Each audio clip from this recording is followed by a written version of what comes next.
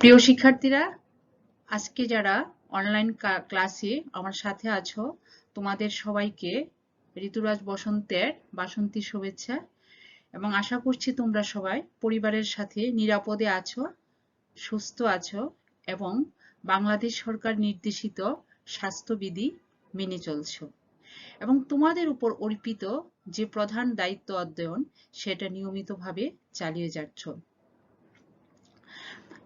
তোমাদের কাঙ্ক্ষিত লক্ষ্য অর্জনের উপযোগী হিসেবে নিজেদেরকে গড়ে তোলার সর্বাত্মক প্রচেষ্টা অব্যাহত রেখেছ। এই প্রত্যয় রেখেই ঢাকা কলেজ কর্তৃপক্ষ কর্তৃক আয়োজিত দ্বাদশ শ্রেণীর পৌরনীতি ও সুশাসন ক্লাসে সবাইকে স্বাগতম জানাচ্ছি। আমি ছন্দা সাহা, সহকারী অধ্যাপক, রাষ্ট্রবিজ্ঞান বিভাগ, ঢাকা কলেজ, ঢাকা। প্রিয় শিক্ষার্থীরা, আমরা জানি যে নোভেল করোনা ভাইরাসের সংক্রমণের কারণে সারা বিশ্বের জনজীবন আজ বিপর্যস্ত এবং সকল ক্ষেত্রেই কিন্তু এর নেতিবাচক প্রভাব পরিলক্ষিত হচ্ছে। একটি রাষ্ট্রের সামাজিক, অর্থনৈতিক, সাংস্কৃতিক, শিক্ষা ক্ষেত্রে সর্বক্ষেত্রেই এর নেতিবাচক প্রভাব কিন্তু আমরা দেখতে পাচ্ছি। অতএব শিক্ষা খাতও কিন্তু এই অভিঘাত থেকে মুক্ত নেই। আমরা যদিও সরাসরি ক্লাসরুমে তোমাদের সাথে ক্লাস নিতে পারছি না, তথাপি আমরা শুরু থেকেই কিন্তু এই সংকটের শুরু থেকেই কিন্তু কর্তৃপক্ষের নির্দেশক্রমে অনলাইন শিক্ষা কার্যক্রমে তোমাদের সাথেই কিন্তু আছি। অতএব তোমরাও কিন্তু আশা করছি যে আমাদের সাথে অনলাইন ক্লাসে অংশগ্রহণ করছো এবং নিয়মিতভাবে তোমাদের অধ্যয়ন চালিয়ে যাচ্ছ। প্রিয় শিক্ষার্থীরা, তাই বর্তমান বাস্তবতায় তোমাদের কথা বিবেচনা রেখেই কিন্তু সরকার কি করেছে, সংশোধিত সিলেবাস প্রণয়ন করেছে। আমরা জানি যেটা সংক্ষিপ্ত করে প্রণয়ন করা হয়েছে এবং যেটা অত্যন্ত আমরা বলবো যে যেটা অত্যন্ত যুগোপযোগী এবং বাস্তবসম্মত সিদ্ধান্ত। আমরা সবাই সরকারের সময় উপযোগী সিদ্ধান্তকে স্বাগত জানাচ্ছি, কারণ আমাদের যে সংকট আমরা মোকাবেলা করছি, এই পরিস্থিতিতে আমাদের শিক্ষা কার্যক্রম যেহেতু আমরা পুরোপুরি ধরো সরাসরি ক্লাসরুমে অংশগ্রহণ করতে পারছি না, তাই তোমাদের কথা বিবেচনা রেখেই কিন্তু এই আমাদের যে সিলেবাস আছে সেটা সংশোধিত করা হয়েছে। এবং প্রিয় শিক্ষার্থীরা, এবং আমরা আশা করব তোমরা অত্যন্ত মনোযোগের সাথে এই সংশোধিত সিলেবাস অধ্যয়ন করবে এবং তোমরা প্রত্যেকটা অনলাইন ক্লাসে আমাদের সাথে অংশগ্রহণ করবে। প্রিয় শিক্ষার্থীরা, আমরা জানি যে সৃষ্টির সর্বশ্রেষ্ঠ জীব হচ্ছে মানুষ এবং এই মানুষের মনুষ্যত্ব লাভের বা ব্যক্তিত্ব বিকাশের সর্বশ্রেষ্ঠ প্রতিষ্ঠান হচ্ছে রাষ্ট্র। আর এই রাষ্ট্র পরিচালনার জন্য কতগুলা বিধিবিধানের প্রয়োজন হয়, আর এই বিধিবিধানটাই হচ্ছে সংবিধান। আর এই কারণেই হয়তোবা আজ থেকে 2500 বছর পূর্বে গ্রিক দার্শনিক এরিস্টটল মন্তব্য করেছিলেন যে constitution is the way of life the state has chosen for itself. অর্থাৎ সংবিধান হচ্ছে এমন একটি জীবন পদ্ধতি যা রাষ্ট্র নিজেই বেছে নিয়েছে। তাই বাংলাদেশ রাষ্ট্রেরও কিন্তু একটি সংবিধান রয়েছে। তোমাদের সংশোধিত সিলেবাস কিন্তু আমাদের যে বাংলাদেশ রাষ্ট্রের সংবিধান যেটা 4th অধ্যায় সেটা কিন্তু আমাদের আছে। অতএব আমরা আজকের পাঠে এটা নিয়ে তোমাদের সাথে আলোচনা করব। আমাদের আলোচ্য বিষয়ে আরো যা যা থাকবে, যে বাংলাদেশের সংবিধান প্রণয়নের ইতিহাসটা কি, তারপরে 1972 সালের সংবিধানের বৈশিষ্ট্য সমূহ এবং রাষ্ট্রীয় মূলনীতি সমূহ নিয়ে বিস্তারিত আলোচনা করব এবং তোমরা শেষ পর্যন্ত কিন্তু আমাদের সাথে ক্লাসে থাকবে। প্রিয় শিক্ষার্থীরা, আমি এখানে একটা জিনিস উল্লেখ করতে চাই যে আমাদের জন্য আসলে এই 4th অধ্যায়টা কিন্তু অত্যন্ত গুরুত্বপূর্ণ। মানে শুধু এখন নয়, যেটা সংশোধিত সিলেবাসে এটাকে ইনক্লুড করা হয়েছে সে কারণে আমি গুরুত্ব দিচ্ছি সেটা না, প্রত্যেক পরীক্ষাতেই কিন্তু সংবিধান থেকে আমাদের প্রশ্ন থাকে। অতএব আমাদেরকে অত্যন্ত গুরুত্ব দিয়ে এবং মনোযোগের সাথে এই অধ্যায়টা পাঠ করতে হবে। শুধু শিক্ষা ক্ষেত্রে না, আমি বলবো যে আমাদের ব্যক্তিগত জীবনেও কিন্তু বাংলাদেশ রাষ্ট্রের জীবন পদ্ধতি তথা সংবিধান সম্পর্কে সম্যক জ্ঞান অর্জন করাটা অত্যন্ত মানে প্রয়োজনীয়। বিশেষ করে বাংলাদেশ রাষ্ট্রের সংবিধান প্রণয়নের ইতিহাস। কারণ আমরা যদি বাংলাদেশ রাষ্ট্রের সংবিধান প্রণয়নের ইতিহাসের দিকে তাকাই, তাহলে একটা জিনিস স্পষ্ট হয়ে ওঠে যে আমরা কিন্তু 1971 সালের আমরা জানি যে আমরা 71 সালের 16ই ডিসেম্বর আমরা কি করেছি? স্বাধীনতা অর্জন করেছি। এবং এবং 1972 সালের পরবর্তী 1 বছর পর কিন্তু 1972 সালের 16ই ডিসেম্বর থেকে আমাদের সংবিধান কার্যকরী হয়েছে, যেটা আমাদের বাঙালি জাতি হিসেবে ছিল আমাদের জন্য গ্রেট অ্যাচিভমেন্ট। আমরা যখন পাকিস্তান রাষ্ট্র কাঠামোর অধীনে ছিলাম, তখন কিন্তু আমরা একটা জিনিস খেয়াল করেছি যে পাকিস্তান যখন ভারতীয় উপমহাদেশ তোমার বিভক্ত হয়ে দুটি স্বাধীন রাষ্ট্রের উৎপত্তি ঘটলো, তখন পাকিস্তানি যে সামরিক শাসক চক্র ছিল ওনারা কি করেছে, দীর্ঘ 9 বছরও জাতিকে একটা সংবিধান মানে উপহার দিতে 9 বছর পর সেটা দিয়েছে, মানে দীর্ঘ প্রায় 1 যুগের কাছাকাছি চলে গিয়েছিল যে একটা সংবিধান উপহার দিতে। অতএব আর আমরা সেটা 1 বছরের মধ্যেই পেরেছি। শুধু তাই নয়, বিশ্বের যে শ্রেষ্ঠ সংবিধানগুলোর অন্যতম হচ্ছে কিন্তু বাংলাদেশের সংবিধান। কারণ সেখানে আমাদের রাষ্ট্রীয় মূলনীতি, তারপরে হচ্ছে আমাদের মৌলিক অধিকার, আমাদের সমস্ত ধরনের স্বাধীনতার স্বীকৃতি, আমাদের আমাদের কি বলবো, জাতিসত্তার স্বীকৃতি, আমাদের জাতিসত্তার পরিচয়, আমাদের জনগণ আশা আকাঙ্ক্ষার প্রতীক ছিল এই সংবিধান। এবং আমরা যেহেতু দীর্ঘ ত্যাগ তিতিক্ষার ফলে আমরা আমাদের স্বাধীনতা লাভ করেছি, অতএব সে আমাদের যে আশা আকাঙ্ক্ষা ছিল, দীর্ঘদিনের লালিত স্বপ্ন ছিল সংসদীয় গণতন্ত্র এবং জনগণ সমর্থিত একটি সরকার ব্যবস্থা, গণজীবনের সর্বস্তরে জনগণের শাসন কায়েম করা, আমরা কিন্তু সেটার প্রত্যক্ষ প্রতিফলন দেখতে পাই 1972 সালের সংবিধানে। শুধু তাই নয়, কি বলবো, যে বিশ্বের সবচেয়ে যে গুরুত্বপূর্ণ যে সংবিধানগুলো আছে এবং সেই সংবিধানের যে উল্লেখযোগ্য বৈশিষ্ট্যগুলো আছে, সেগুলো কিন্তু বাংলাদেশ সংবিধান ধারণ করে আছে। অতএব আমরা বলবো যে বিশ্বের ইতিহাসের অত্যন্ত গুরুত্বপূর্ণ সংবিধানগুলোর মধ্যে হচ্ছে একটা অন্যতম সংবিধান বাংলাদেশ সংবিধান। এবং আমরা স্বাধীনতা লাভের 1 বছরের মধ্যে কিন্তু সেটা পেয়েছি, যেটা আমাদের জন্য, আমাদের বাঙালি জাতির এক বিশাল অর্জন এবং বাঙালি জাতির দীর্ঘ ত্যাগ তিতিক্ষার সংগ্রামের ফসল হচ্ছে আমাদের এই সংবিধান।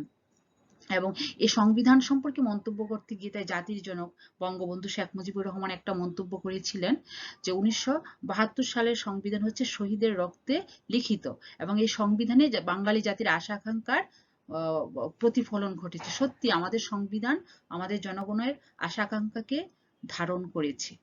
তো প্রিয় শিক্ষার্থীরা, আমাদের আজকে তাই আমরা এই সংবিধান প্রণয়নের ইতিহাসটা নিয়ে তোমাদের সাথে আলোচনা করব প্রথমে, তারপরে থাকবে 1972 সালের সংবিধানের বৈশিষ্ট্যসমূহ, যে কি কি বৈশিষ্ট্য আসলে ধারণ করে আছে।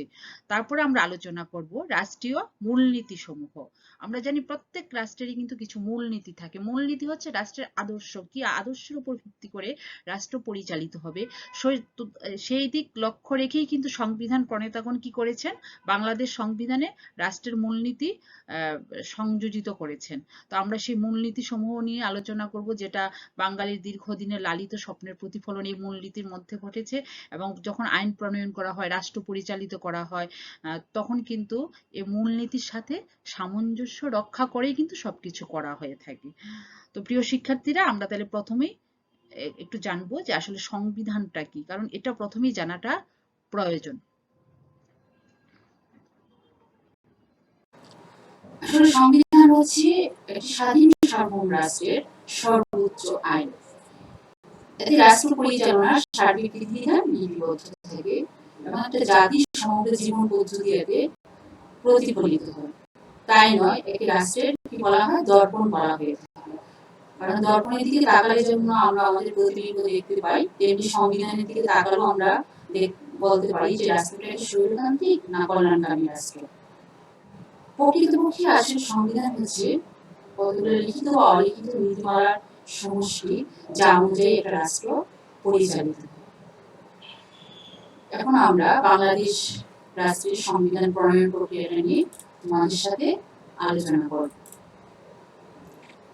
আমরা জানি যে 1971 সালের 16ই ডিসেম্বর বাংলাদেশ স্বাধীনতা লাভ করে এবং স্বাধীনতা লাভের 1 মাসের মধ্যেই সংবিধান প্রণয়নের কাজ শুরু হয়। 1972 সালের 11ই জানুয়ারি রাষ্ট্রপতি বঙ্গবন্ধু শেখ মুজিবুর রহমান অস্থায়ী সংবিধান আদেশ জারি করেন এবং এই আদেশে বলা হয় বাংলাদেশের সংসদীয় গণতন্ত্র প্রতিষ্ঠা করা হবে। তৎকালীন পাকিস্তানের 1970 সালের ডিসেম্বর মাসে অনুষ্ঠিত সাধারণ নির্বাচনে নির্বাচিত জাতীয় পরিষদের সকল সদস্য এবং পূর্ব পাকিস্তানের প্রাদেশিক পরিষদের সদস্যগণ সম্মিলিতভাবে বাংলাদেশের প্রথম গণপরিষদের সদস্য হন।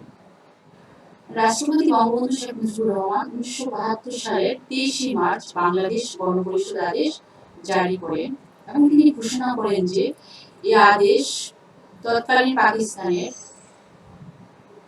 1970 সালের সাধারণ নির্বাচনে নির্বাচিত জাতীয় পরিষদের 169 এবং প্রাদেশিক পরিষদের 300 জন সর্বমোট 469 জন সদস্যদের মধ্য থেকে 403 জন সদস্য নিয়ে গণপরিষদ গঠিত হবে।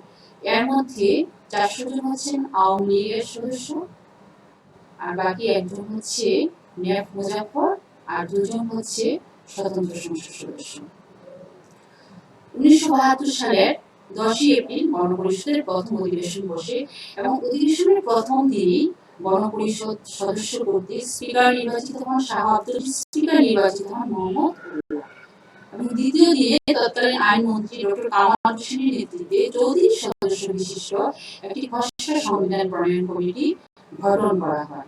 1972 সালের 10 জুনের মধ্যে এই কমিটি করা হয়, একটি রিপোর্ট প্রকাশ করতে বলা হয়।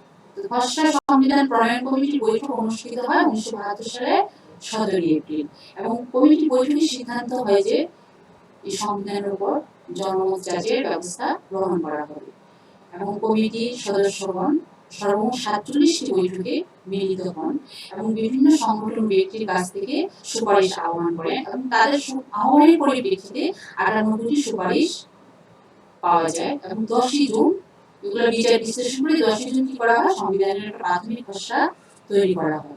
তো এই খসড়া সংবিধানটি ত্রুটিমুক্ত করার জন্য ডক্টর কামাল হোসেন ব্রিটেন এবং ভারত সফর করেন এবং প্রাথমিক খসড়ার উপর সেখানকার সংবিধান বিশেষজ্ঞদের মতামত গ্রহণ করেন এবং 11 অক্টোবর কমিটির সর্বশেষ বৈঠকে সংবিধানের পূর্ণাঙ্গ খসড়া চূড়ান্তভাবে গৃহীত হয় এবং 12 অক্টোবর গণপরিষদের দ্বিতীয় অধিবেশনে খসড়া সংবিধানটি বিল আকারে উত্থাপিত হয়। সাধারণ আইন তৈরির পদ্ধতিতে এর উপর পাঠ ও আলোচনা হয়। আসলে আমরা জানি যে আমাদের জাতীয় সংসদে এখন যখন আইন প্রণয়ন হয়, তো আইন প্রণয়নের প্রথম আসলে আইনের পূর্ব ওঠা হচ্ছে বিল, পাশ হওয়ার পর সেটা আইন নামকরণ করা হয়, এর উপর পাঠ ও আলোচনা হয়। তো সংবিধান তৈরির সময় এই পদ্ধতির অনুসরণ করা হয়েছে এবং 19 অক্টোবর থেকে 30 অক্টোবর পর্যন্ত প্রথম পাঠ ও আলোচনা চলে এবং 31 অক্টোবর থেকে 3 নভেম্বর পর্যন্ত দ্বিতীয় পাঠ চলে। 4 নভেম্বর তৃতীয় পাঠ শেষ হয় এবং বিলটি পাস হয় 1972 সালের 15 ডিসেম্বর সংবিধানের পাণ্ডুলিপিতে গণপরিষদের সদস্যগণ কি করেন, স্বাক্ষর করেন এবং পরদিন 16 ডিসেম্বর বিজয় দিবস উপলক্ষে বাংলাদেশের সংবিধান বলবৎ করা হয়। গণপরিষদের সংবিধান সম্পর্কে বক্তব্য রাখতে গিয়ে বঙ্গবন্ধু শেখ মুজিবুর রহমান বলেন, এই সংবিধান শহীদের রক্তে লিখিত, এই সংবিধান সমগ্র জনগণের আশা আকাঙ্ক্ষার বেঁচে থাকবে। তো প্রিয় শিক্ষার্থীরা, আমরা এখন তোমাদের সাথে বাংলাদেশ সংবিধানের বৈশিষ্ট্যগুলি নিয়ে আলোকপাত করব। আমরা জানি যে 1972 সালের 16 ডিসেম্বর স্বাধীনতা লাভের পর যে সংবিধান প্রণয়ন করা হয়েছিল সেটি ছিল বাংলাদেশ রাষ্ট্র পরিচালনার মূল দলিল। আর এই সংবিধানে বাঙালি জাতির দীর্ঘদিনের আশা আকাঙ্ক্ষার প্রতিফলন ঘটেছে। সংবিধান প্রণয়ন কমিটি তাদের দীর্ঘদিনের প্রজ্ঞা, মেধা এবং অভিজ্ঞতার সমন্বয়ে ঘটিয়ে একটি যুগোপযোগী এবং অত্যন্ত গুরুত্বপূর্ণ একটি সংবিধান রচনা করতে সক্ষম হন এবং এই সংবিধানটি তার স্বকীয় বৈশিষ্ট্যে মহিমান্বিত। আমরা এখন সংবিধানের বৈশিষ্ট্যগুলো নিয়ে তোমাদের সামনে আলোকপাত করব। প্রথম যে বৈশিষ্ট্যটা সেটা হচ্ছে লিখিত দলিল। আসলে বাংলাদেশের 1972 সালের সংবিধান একটি লিখিত দলিল এবং এই সংবিধানে 153টি অনুচ্ছেদ রয়েছে এবং এটি 11টি ভাগে বিভক্ত। এখানে একটি প্রস্তাবনা রয়েছে এবং 4টি তফসিল রয়েছে। এই সংবিধানে রাষ্ট্র পরিচালনার বিধিবিধান এবং রাষ্ট্রভাষা, জাতীয় সঙ্গীত, জাতীয় পতাকা ইত্যাদি সম্পর্কে এখানে বিস্তারিতভাবে আলোচনা করা হয়েছে। তারপরে বৈশিষ্ট্য হচ্ছে প্রজাতন্ত্র। 1972 সালের সংবিধানে বাংলাদেশ একটি স্বাধীন সার্বভৌম প্রজাতন্ত্র, যা গণপ্রজাতন্ত্রী বাংলাদেশ হিসাবে পরিচিত। এখানে সকল ক্ষমতাই জনগণের হাতে এবং জনগণের প্রতিনিধি হিসেবে সরকার রাষ্ট্র পরিচালনা করবে। তারপরের পয়েন্ট হচ্ছে দুষ্পরিবর্তনীয় সংবিধান। আসলে 1972 সালের সংবিধানটি হচ্ছে দুষ্পরিবর্তনীয়, কারণ এটি সাধারণ আইন প্রণয়নের পদ্ধতিতে পরিবর্তন করা যায় না। মানে আমরা যদি এই সংবিধানটিকে পরিবর্তন করতে চাই, তাহলে সংবিধানের যে মোট সদস্য সংখ্যা আছে তার 2/3 ভিত্তিক সেটা কি করতে হবে, অর্থাৎ 2/3 সম্মতি লাগবে। তারপর হচ্ছে মৌলিক অধিকার। এটা বাংলাদেশ সংবিধানের অন্যতম একটা গুরুত্বপূর্ণ বৈশিষ্ট্য। এখানে জনগণের মৌলিক অধিকারের নিশ্চয়তা দেওয়া হয়েছে এবং এই জন্য সংবিধানের একটা অনুচ্ছেদই রয়েছে, বিশেষ করে 3য় অনুচ্ছেদের 27 থেকে 44 নম্বর অনুচ্ছেদ পর্যন্ত মোট 18টি মৌলিক অধিকারের কথা বলা হয়েছে। মৌলিক অধিকারগুলো হচ্ছে জীবন ধারণের অধিকার, স্বাধীনভাবে চলাফেরা ও বাক স্বাধীনতার অধিকার, ধর্মীয় স্বাধীনতা, সম্পত্তি লাভের অধিকার, সভা সমাবেশের অধিকার ইত্যাদি আরো অনেক বিভিন্ন অধিকারের কথা সেখানে বলা হয়েছে। তারপর হচ্ছে সর্বোচ্চ আইন। বাংলাদেশের সংবিধান হচ্ছে আসলে সর্বোচ্চ আইন। সংবিধানের সাথে অন্য কোনো আইনের সংঘর্ষ হলে সেখানে সংবিধানই প্রাধান্য পাবে। শুধু তাই নয়, সংবিধানে এই সম্পর্কে বলা হয়েছে যে সাংবিধানিক আইনের সাথে কোনো আইনের যে অংশটুকু অসামঞ্জস্য হবে সে অংশটুকু বাতিল বলে গণ্য হবে। এভাবে বাংলাদেশের সংবিধানকে প্রাধান্য দেওয়া হয়েছে। তারপর হচ্ছে রাষ্ট্র পরিচালনার মূলনীতি। তো সংবিধানে 8ম অনুচ্ছেদে রাষ্ট্র পরিচালনার 4টি মূলনীতির কথা বলা হয়েছে। সেই মূলনীতিগুলো হচ্ছে জাতীয়তাবাদ, সমাজতন্ত্র, গণতন্ত্র এবং ধর্মনিরপেক্ষতা, এবং এটি রাষ্ট্র পরিচালনার আদর্শ হিসেবে গ্রহণের কথা বলা হয়েছে। তারপরের বৈশিষ্ট্য হচ্ছে সংসদীয় গণতন্ত্র, যেটা অত্যন্ত গুরুত্বপূর্ণ, কারণ আমাদের দীর্ঘদিনের লালিত স্বপ্ন ছিল বাংলাদেশের সংসদীয় গণতন্ত্র প্রতিষ্ঠা করা। এই জনগণের আশা আকাঙ্ক্ষার দিকে লক্ষ্য রেখেই 1972 সালের সংবিধানে সংসদীয় গণতন্ত্র প্রতিষ্ঠার কথা বলা হয়েছে। তো সংসদীয় গণতন্ত্র হচ্ছে আসলে এমন একটা গণতন্ত্র যেখানে প্রধানমন্ত্রীর নেতৃত্বে মন্ত্রিসভার হাতে রাষ্ট্রের সকল ক্ষমতা ন্যস্ত থাকে এবং প্রধানমন্ত্রী এবং তার মন্ত্রী পরিষদ তাদের সম্পাদিত কার্যাবলীর জন্য জাতীয় সংসদের নিকট দায়ী থাকে। তারপর হচ্ছে নামে মাত্র রাষ্ট্রপ্রধান। বাংলাদেশের সংবিধানে রাষ্ট্রপ্রধানের বিধান রাখা হয়েছে এবং সেখানে বলা হয়েছে যে রাষ্ট্রপতির নামে সকল কার্যাবলী পরিচালিত হবে, কিন্তু প্রকৃতপক্ষে প্রধানমন্ত্রীর নেতৃত্বে মন্ত্রী পরিষদ সকল কার্যাবলী সম্পাদন করবেন। এই কারণে রাষ্ট্রপতিকে নামে মাত্র রাষ্ট্রপ্রধান বলা হয়েছে। তারপর হচ্ছে সার্বভৌম সংসদ। 1972 সালের সংবিধানে বাংলাদেশের আইন পরিষদকে সার্বভৌম সংসদের মর্যাদা দেওয়া হয়েছে। সংসদ যে কোনো আইন প্রণয়ন করতে পারবে, যে কোনো আইন বাতিল এবং সংশোধন করতে পারবে। তারপরে এটা যেটাকে আমরা বলে থাকি যে ইমপিচমেন্ট বা অভিশংসনের ক্ষমতা প্রয়োগের ক্ষমতা সেখানে দেওয়া হয়েছে এবং নির্বাচিত জনপ্রতিনিধিরা তাদের সম্পাদিত কার্যাবলীর জন্য জাতীয় সংসদের নিকট দায়ী থাকবেন। তারপর হচ্ছে দায়িত্বশীল মন্ত্রিসভা। এটাও একটা গুরুত্বপূর্ণ বৈশিষ্ট্য এবং সংসদীয় গণতন্ত্রের সাথে সংগতিপূর্ণ। প্রধানমন্ত্রীর নেতৃত্বে মন্ত্রিসভা তাদের সম্পাদিত কার্যাবলীর জন্য জাতীয় সংসদের নিকট প্রাথমিকভাবে দায়ী থাকবেন এবং চূড়ান্তভাবে জনগণের নিকট দায়ী থাকবেন। এখানে একটা বিষয় লক্ষণীয় যে প্রধানমন্ত্রীর নেতৃত্বে মন্ত্রী পরিষদ তাদের খেয়াল খুশি মতো কাজ করতে পারবে না, কারণ তাদের জবাবদিহিতার বিধান করা হয়েছে আমাদের সংবিধানে। তারপরে এক পক্ষ বিশিষ্ট আইনসভা। 1972 সালের সংবিধানে জাতীয় সংসদ নামে একটি এক পক্ষ বিশিষ্ট আইনসভার বিধান রাখা হয়েছে এবং এই এক পক্ষ বিশিষ্ট আইনসভা 315 জন সদস্য নিয়ে গঠিত। তার মধ্যে 300 জন সরাসরি জনগণের ভোটে নির্বাচিত এবং বাকি 15 জন মহিলা সংরক্ষিত আসনের সদস্য, এবং তারা জাতীয় সংসদ সদস্য কর্তৃক নির্বাচিত হবেন এবং তাদের এই আসন 15 বছরের জন্য সংরক্ষণের বিধান করা হয়েছে। ন্যায়পাল, যেটা অত্যন্ত একটা গুরুত্বপূর্ণ বৈশিষ্ট্য। 1972 সালের সংবিধানে 77 নম্বর অনুচ্ছেদে এই ন্যায়পাল গঠনের কথা বলা হয়েছে এবং বলা হয়েছে যে বাংলাদেশের যে কোনো কর্তৃপক্ষের এবং কার্যের নিরপেক্ষ তদন্ত এই ন্যায়পালের উপর ন্যস্ত। তারপর হচ্ছে এক কেন্দ্রিক শাসন ব্যবস্থা। আসলে 1972 সালের সংবিধানে বাংলাদেশকে একটি কেন্দ্রিক রাষ্ট্র হিসেবে ঘোষণা করা হয়েছে এবং সেখানে সকল ক্ষমতা একটি মাত্র কেন্দ্রীয় সরকারের হাতে ন্যস্ত করা হয়েছে। অর্থাৎ আমাদের এখানে কোনো প্রাদেশিক সরকার নেই, যেটা আমরা যুক্তরাষ্ট্রে দেখে থাকি, ভারতে দেখে থাকি। তারপর হচ্ছে বিচার বিভাগের স্বাধীনতা, এটিও বাংলাদেশ সংবিধানের একটি গুরুত্বপূর্ণ বৈশিষ্ট্য। সেখানে বলা হয়েছে যে বাংলাদেশের বিচার বিভাগের স্বাধীনতা নিশ্চিত করা হবে এবং এটাকে নির্বাহী বিভাগ থেকে পৃথক রাখা হবে। আসলে বিচার বিভাগের স্বাধীনতা বলতে বোঝানো হয়েছে বিচার বিভাগের বিচারকগণ তাদের ন্যায় বিচারের স্বার্থে আইন বিভাগ এবং শাসন বিভাগের প্রভাব থেকে মুক্ত হয়ে স্বাধীনভাবে বিচার কার্য সম্পাদন করতে পারবেন। বিশেষ করে আমরা আমাদের যে জনগণের মৌলিক অধিকারগুলো আছে, মৌলিক অধিকার এবং আমাদের ব্যক্তি স্বাধীনতা এবং আমাদের সংবিধানের স্বাধীনতা রক্ষার জন্য আসলে বিচার বিভাগের স্বাধীনতা ঘোষণা করা হয়েছে। এক্ষেত্রে বিচার বিভাগ অত্যন্ত গুরুত্বপূর্ণ ভূমিকা পালন করে থাকে। তারপরে বৈশিষ্ট্য হচ্ছে সর্বজনীন ভোটাধিকার।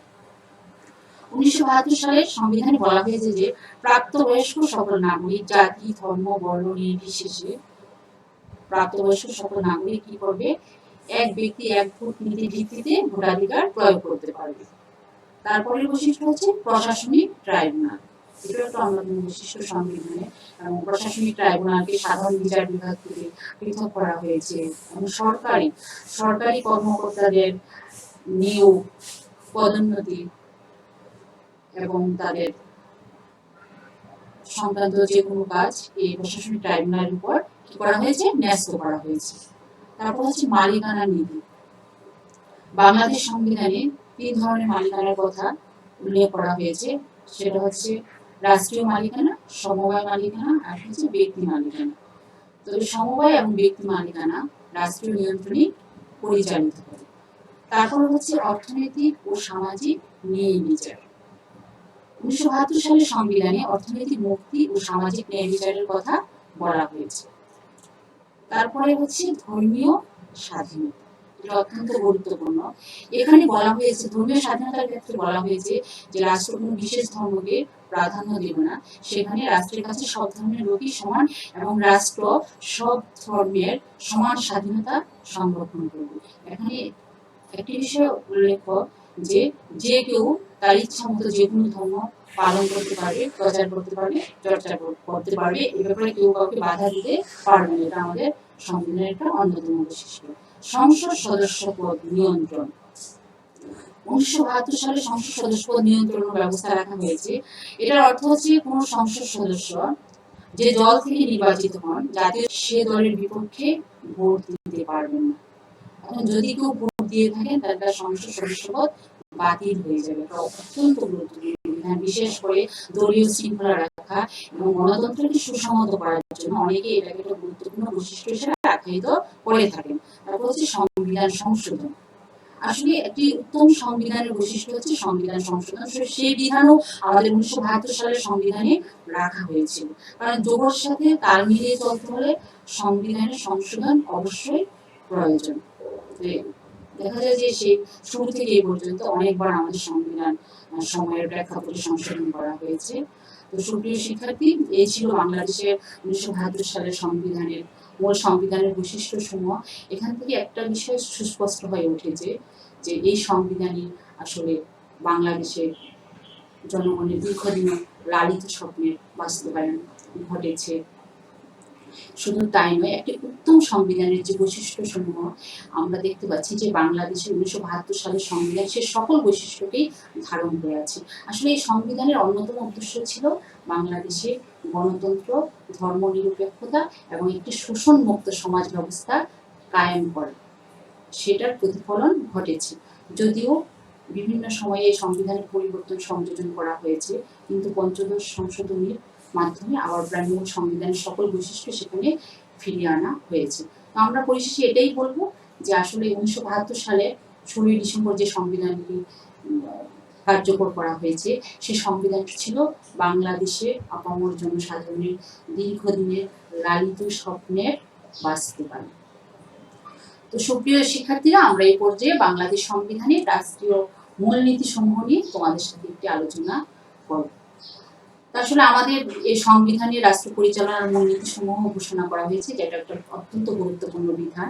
বিশেষ করে সংবিধানের 8ম থেকে 25তম অনুচ্ছেদে রাষ্ট্রীয় মূলনীতিগুলোর উল্লেখ রয়েছে এবং এই সম্পর্কে সংবিধানের প্রস্তাবনায় বলা হয়েছে যে সকল মহান আদর্শ আমাদের বীর জনগণকে জাতীয় মুক্তির জন্য আত্মনিয়োগ করতে উদ্বুদ্ধ করেছিল, সে সকল আদর্শ উন্নীত হবে।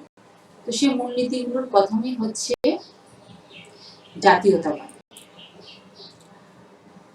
জাতীয়তাবাদ বাংলাদেশ সংবিধানে 4টি মূলনীতি আছে, তার মধ্যে প্রধান ও প্রথম নীতি হচ্ছে কিন্তু জাতীয়তাবাদ। এবং সংবিধানের 9 নম্বর অনুচ্ছেদে বর্ণিত আছে যে ভাষাগত ও সংস্কৃতিগত একক সত্তা বিশিষ্ট যে বাঙালি জাতি ঐক্যবদ্ধ ও সংকল্পবদ্ধ সংগ্রাম করে জাতীয় মুক্তিযুদ্ধের মাধ্যমে বাংলাদেশের স্বাধীনতা ও সার্বভৌমত্ব অর্জন করেছে, বাঙালি জাতির ঐক্য ও সংহতি হবে বাঙালি জাতীয়তাবাদের ভিত্তি। অর্থাৎ এই সংবিধানে বাঙালি জাতীয়তাবাদের কথা বলা হয়েছে। আসলে সুপ্রিয় শিক্ষার্থীরা, আমরা যদি একটা বিষয় খেয়াল করি যে 1947 সালে আসলে ভারতীয় উপমহাদেশ স্বাধীন হয়। 1947 থেকে 1971 পর্যন্ত পাকিস্তানি শাসকদের বিরুদ্ধে, শোষণের বিরুদ্ধে যতগুলো আন্দোলন সংগ্রাম হয়েছে, প্রত্যেকটা আন্দোলন সংগ্রামের মূলেই কিন্তু কাজ করেছে আমাদের বাঙালি জাতীয়তাবাদ। এবং আমরা এই বাঙালি জাতীয়তাবাদকে কেন্দ্র করেই কিন্তু ঐক্যবদ্ধ হয়েছিলাম এবং স্বাধীন ও সার্বভৌম রাষ্ট্রের পত্তন ঘটাতে সক্ষম হয়েছিলাম। এই কারণে জাতীয়তাবাদকে বাংলাদেশের সংবিধানের অন্যতম একটি মূলনীতি হিসেবে গ্রহণ করা হয়েছে। কারণ আমাদের ভাষায়, আমাদের শিল্প, সংস্কৃতি, সাহিত্য এবং একই উৎস এবং ঐতিহ্য থেকে আমরা আমাদের কি করে থাকি, প্রেরণা লাভ করে থাকি। তো এই কারণেই বলা হয়েছে যে জাতীয়তাবাদ হচ্ছে বাংলাদেশের সংবিধানের অন্যতম একটি বৈশিষ্ট্য। কিন্তু পরবর্তীতে আমরা দেখেছি যে 1979 সালে 5ম সংশোধনীর মাধ্যমে সেটাকে পরিবর্তন করা হয়েছে। কিন্তু পরবর্তীতে আবার 5ম সংশোধনীর মাধ্যমে জনগণের আশা আকাঙ্ক্ষার দিকে লক্ষ্য রেখে বাঙালি জাতীয়তাবাদকে আবার মূলনীতি হিসাবে গ্রহণ করা হয়েছে। তো পরবর্তী আমরা রাষ্ট্রীয় মূলনীতি নিয়ে আলোচনা করব। পরবর্তী যে মূলনীতি সেটা হচ্ছে সমাজতন্ত্র। তো বাংলাদেশের সংবিধানে সমাজতন্ত্র প্রতিষ্ঠার মাধ্যমে আসলে শোষণ মুক্ত একটা রাষ্ট্র ব্যবস্থা গড়ে তোলার কথা বলা হয়েছে এবং সংবিধানের 10 নম্বর অনুচ্ছেদে বলা হয়েছে যে মানুষের উপর মানুষের শোষণের অবসান ঘটিয়ে শোষণমুক্ত সমাজ প্রতিষ্ঠার উদ্দেশ্যে সমাজতন্ত্র কায়েম করা হবে। আসলে এখানে সমাজতন্ত্র কায়েমের মূল উদ্দেশ্য ছিল জনগণের অর্থনৈতিক মুক্তি। তো আমরা পরবর্তীতে দেখেছি এটিরও পরিবর্তন হয়েছে। বিশেষ করে 1979 সালে সংবিধানের 5ম সংশোধনীর মাধ্যমে এই মূলনীতিটিও পরিবর্তন করে বলা হয় যে সমাজতন্ত্র হবে সামাজিক এবং অর্থনৈতিক ন্যায় বিচারের অর্থে সমাজতন্ত্র। কিন্তু পরবর্তীতে 5ম সংশোধনীর মাধ্যমে সেটারও পরিবর্তন করা হয়েছিল। কারণ এখানে সমাজতন্ত্র বলতে আসলে সমাজতান্ত্রিক দেশগুলোতে যে অর্থে সমাজতন্ত্র ব্যবহৃত আমাদের দেশে সেই অর্থে নয়। আমাদের দেশে হচ্ছে যে মেহনতি মানুষকে সকল প্রকার শোষণ থেকে মুক্তি দিয়ে তাদের কি করা, তাদের ন্যায় বিচার প্রতিষ্ঠা করা, তাদের জন্য এই অর্থে আসলে সমাজতন্ত্র সেখানে লিপিবদ্ধ করা হয়েছে। আমাদের পরবর্তী বৈশিষ্ট্য হচ্ছে গণতন্ত্র, যেটা বাংলাদেশের জনগণের দীর্ঘদিনের লালিত স্বপ্ন গণতন্ত্র। এবং গণতন্ত্রের জন্য আমরা ব্রিটিশ আমরা আমাদের এই উপমহাদেশের জনগণ সংগ্রাম করেছে এবং পাকিস্তান আমরা যখন পাকিস্তানের শাসনাধীনে ছিলাম তখনও আমরা গণতন্ত্রের জন্যই সংগ্রাম করেছি। তাই জনগণের এই আশা আকাঙ্ক্ষা এবং চেতনার দিকে লক্ষ্য রেখে আমাদের সংবিধানে গণতন্ত্রকে কি করা হয়েছে, রাষ্ট্রীয় মূলনীতি হিসাবে ঘোষণা করা হয়েছে। তো এই ক্ষেত্রে সংবিধানের 11 নম্বর অনুচ্ছেদে বলা হয়েছে যে প্রজাতন্ত্র হবে একটি গণতন্ত্র, যেখানে মৌলিক মানবাধিকার ও স্বাধীনতার নিশ্চয়তা থাকবে, তার মর্যাদা ও মূল্যের প্রতি শ্রদ্ধাবোধ নিশ্চিত করা হবে এবং প্রশাসনের সকল পর্যায়ে নির্বাচিত প্রতিনিধিদের মাধ্যমে জনগণের কার্যকর অংশগ্রহণ নিশ্চিত করা হবে। তো সুপ্রিয় শিক্ষার্থীরা, এখানে একটি বিষয় গুরুত্বপূর্ণ যে গণতন্ত্র বলতে কিন্তু আমরা বুঝে থাকি কি জনগণের শাসন। এই জনগণের শাসন নিশ্চিত করার অন্যতম একটি উপায় হচ্ছে প্রতিনিধিদের মাধ্যমে দেশ শাসন করা। তো সেটাই কিন্তু সংবিধানে উল্লেখ করা হয়েছে। কারণ আমাদের এখন বিশাল আয়তনের দেশ, যেটা প্রত্যক্ষ গণতন্ত্র মানে জনগণ সরাসরি শাসন ব্যবস্থায় অংশগ্রহণ করে সেটা কিন্তু সম্ভব না। তো এক্ষেত্রে যেটা সম্ভব সেটা হচ্ছে আমরা আমাদের নির্বাচিত প্রতিনিধিদের মাধ্যমে শাসন ক্ষমতায় অংশগ্রহণ করব, আর এইভাবেই জনগণের মতামতের প্রতিফলন ঘটবে। তো সেই দিকে লক্ষ্য রেখেই কিন্তু 1972 সালে গণতন্ত্রকে রাষ্ট্রীয় মূলনীতি হিসেবে ঘোষণা করা হয়েছে। তারপর সর্বশেষ আমাদের যে রাষ্ট্রীয় মূলনীতি সেটা হচ্ছে ধর্মনিরপেক্ষতা। তো সুপ্রিয় শিক্ষার্থীরা, আমরা দেখতে পাচ্ছি যে 1972 সালের মূল সংবিধানে 12 নম্বর অনুচ্ছেদে বাংলাদেশ তালিকা শক্তি হিসেবে ধর্মনিরপেক্ষতার কথা বলা হয়েছে। অর্থাৎ এটার অর্থ হচ্ছে রাষ্ট্র কোনো বিশেষ ধর্মকে রাষ্ট্রধর্ম হিসেবে স্বীকৃতি দিতে পারবে না। দেখো, এদিক থেকে আমরা একটা জিনিস বলতে চাই যে আমাদের সমাজ ব্যবস্থায় একটা ভুল ধারণা প্রচলিত আছে যে ধর্মনিরপেক্ষতা মানে ধর্মহীনতা। অনেকেই সেটা বলে থাকেন। আসলে ধর্মনিরপেক্ষতা মানে ধর্মহীনতা নয়। ধর্মনিরপেক্ষতা হচ্ছে রাষ্ট্র কোনো বিশেষ ধর্মকে বিশেষভাবে প্রাধান্য দেবে না, বরং রাষ্ট্র সকল ধর্মকেই সমান চোখে দেখবে এবং সকল ধর্মের মানুষের ধর্মীয় স্বাধীনতাকে সংরক্ষণ করবে। অর্থাৎ রাষ্ট্র রাজনৈতিক উদ্দেশ্যে যাতে ধর্মকে ব্যবহার করতে না পারে, সেজন্যই ধর্মনিরপেক্ষতার বিধানটি করা হয়েছে। এবং রাষ্ট্রে যাতে কোনো সাম্প্রদায়িকতা না থাকে, অর্থাৎ একটি অসাম্প্রদায়িক রাষ্ট্র হিসেবে গড়ে তোলার জন্য এই ধর্মনিরপেক্ষতার বিধান রাখা হয়েছে। তো সুপ্রিয় শিক্ষার্থীরা, তো আজকে আমরা আমাদের মূল আলোচ্য বিষয় নিয়ে আমরা এতক্ষণ আলোচনা করলাম। আমরা এতক্ষণ দেখতে পেলাম যে বাংলাদেশ রাষ্ট্রের প্রণয়ন প্রক্রিয়া, তারপর হচ্ছে রাষ্ট্রের সংবিধানের বৈশিষ্ট্য সমূহ এবং বাংলাদেশ সংবিধানের মূলনীতি সমূহ, যেটা অত্যন্ত গুরুত্বপূর্ণ। আমি তোমাদেরকে এই ক্লাস থেকে একটা মেসেজ দিতে চাই যে এটা কিন্তু তোমাদের দ্বিতীয় পত্রের অন্যতম গুরুত্বপূর্ণ একটি অধ্যায়, যেখান থেকে প্রত্যেকটি পরীক্ষায় প্রশ্ন থাকে। অতএব তোমাদেরকে এটা বিশেষ গুরুত্ব সহকারে অধ্যয়ন করতে হবে।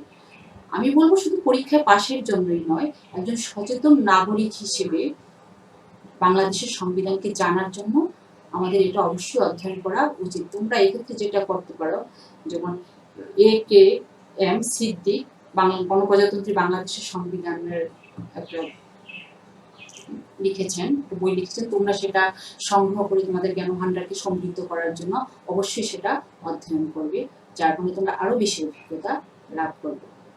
তো সুপ্রিয় শিক্ষার্থীরা, আমরা আশা করব তোমরা পুরো ভিডিওটি প্রথম থেকে অত্যন্ত মনোযোগের সাথে দেখবে এবং পরবর্তী ক্লাসে তোমাদের সাথে আমাদের আবারও দেখা হবে। সেই পর্যন্ত সৃষ্টিকর্তা আমাদের সবাইকে ভালো রাখবেন, সুস্থ রাখবেন, এই আশাবাদ ব্যক্ত রেখে তোমাদের সবাইকে আবারও ধন্যবাদ জানিয়ে আজকের ক্লাসে এখানেই